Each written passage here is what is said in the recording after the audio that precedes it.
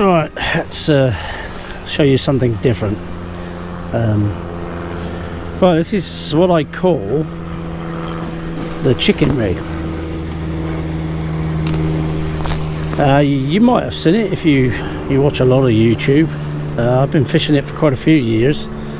The marker I'm at right now is the marker hook that seal on the other day, and the reason he didn't seem to catch any fish was because I kept losing gear.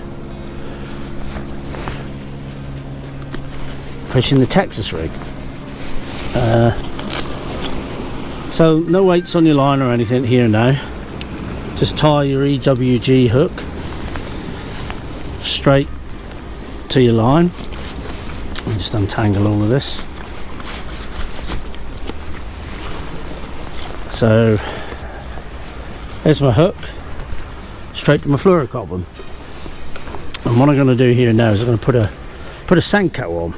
It doesn't have to be a Senko, it can be something else. If any of you have ever seen Ned rig, they put weights in the tip of the worm. Now, Ned rigs are great rigs, but for wrasse fishing you're only going to be able to fish them in over clear ground, even with a weedless Ned rig hook. So what I'm doing is I've got a screw there, and that's about 1.5 inches long, that screw, and I've screwed it into the bottom of the worm, and that's going to make the worm sit like that, with its tail like that. But what I want to achieve now is a weedless presentation. Now obviously I can't go in there and do what we normally do, and the hook would be like that. What I need to do is decide where I want my hook to be presented weedlessly. So I like it sort of around, well, on a Senko, a lot of Senkos you get what they call the egg sac. It's what you get on a normal worm, which is what they're trying to represent. So you need to look how that hook's going to sit. So it's going to go in here, and what I'm going to do is go in and halfway in, turn the hook, feed the hook into the worm. So I've gone in a little bit further like we were doing earlier, and I managed to pull it all the way out. And let's go back with it. There. So if you can see so far, that's what I've got. Now I must be above this the solid part of the screw, so I'm a little bit too far down, so I'm going to feed that back out. It's trial and error. I haven't done this for a while, but I used to do it a lot. You can use this for your perch as well if you're fishing really snaggy ground. So I've gone in a bit further up this time. I'm coming out the original hoe I made. Hopefully you can see what I'm doing here. Pull your line straight. Put it, the worm, it's a bit harder to put it and feed it and twist it and get it up over the hook keeper, but it's doable, and once it's in there, it's in there. So there it is, it's there again now. I'm not going to be catching that screw. Mark it up, it doesn't matter which side of the bait it comes out, because it's going to be upright like I said to you. And there you go. Now you could just do that. Here's another little trick, if it fits, which it should do, is you can put your little bit of bell on there. Now as far as I know, I haven't seen anybody do that. So the thing is, that's going to sit like that and bounce up and down along the bottom. So my line angles are more vertical. This isn't for fishing at long range, but it might just keep it out of the snags enough. And I'm going to bounce that around, and the tide will move this and rattle this, shake this. A fish will crush that down. The bell will stay on there because the Senko is there preventing it coming off the end. It's not going to affect anything there at all, other than give you a little rattle. So it's a different presentation. If you're fishing a spot that's very pressured, or you're fishing just below your odd tip, which is what I'm going to do here, there's another way of fishing your baits. Sometimes I just want to fish down the side of things, or just a little way out.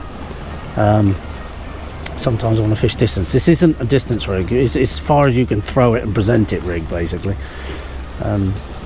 yeah, like I say, a chap called Mike Iconneli has been, I don't know what the word is, been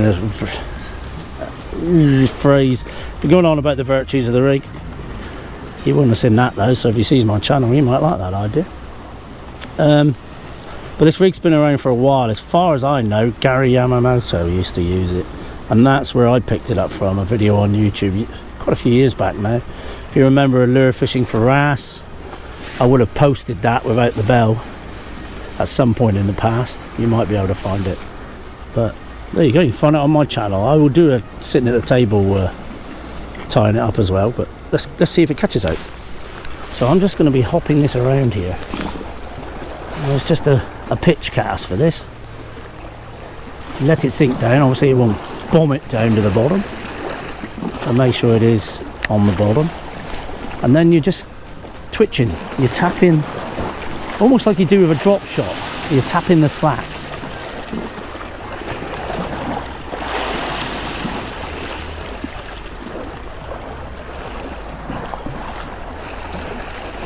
Shame there's not great clarity here, because you could see it working. I do intend to do some underwater footage, but it's probably the wrong time of year now. Maybe I'll get a little fish tank or film it in the bath or something. I don't know, we'll have a look into that. That's one of my plans for next year, to develop the channel, give you guys an insight into how what you're doing with your rod tip is affecting the bait under the water for different types of lures. I know it's been done by other people for other forms of the sport, but I don't think it's been done in the context of wrasse fishing and how I fish some of my lures.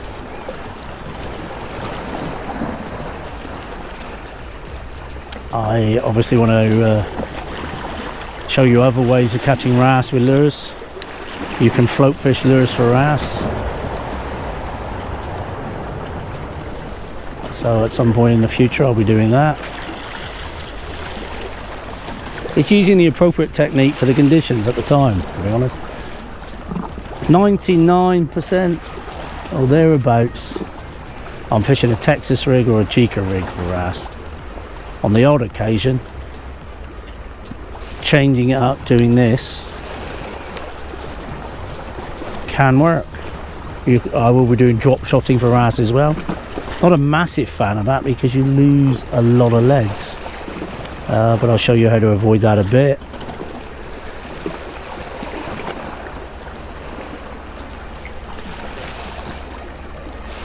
I'll set the drag a little just in case we cop a seal.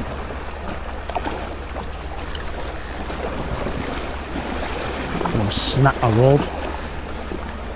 I was very impressed with the rod and the reel when I hooked that seal. I thought my rod would have snapped. Didn't. I don't suppose that's going to happen again. That would be something else. So I'm just hopping it, shaking it in place, hoping for a wrasse in close. Might not happen today. There's a lot more colour here in the water than then we're out of the sun. I think the sun was helping us over there, but we lost the tide.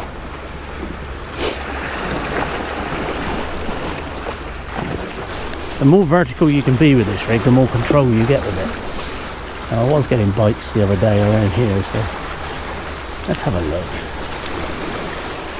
Let's see if we snag as much as we did the other day. That was the problem the other day. I was just snagging all the time. I think because of the swell, you get more of a swell in the winter. It was rolling my lead into the rocks and weed even more than usual, and that was causing me to snag more on a spot where I don't really lose that much gear normally.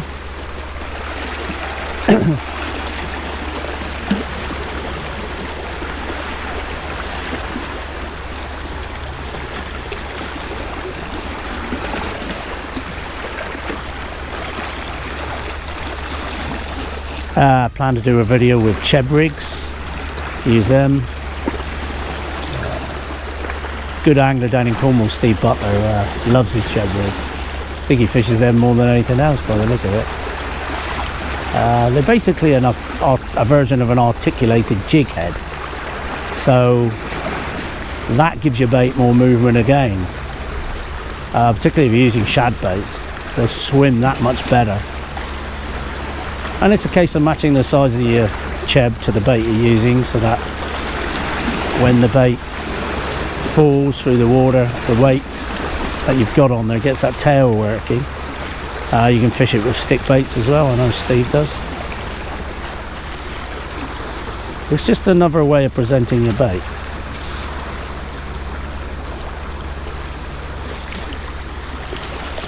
And we can't see that bait underwater. You can almost just shake your line. If you tap your line, that will move the braid, which will and the fluorocarbon, which will shake that tail of that worm.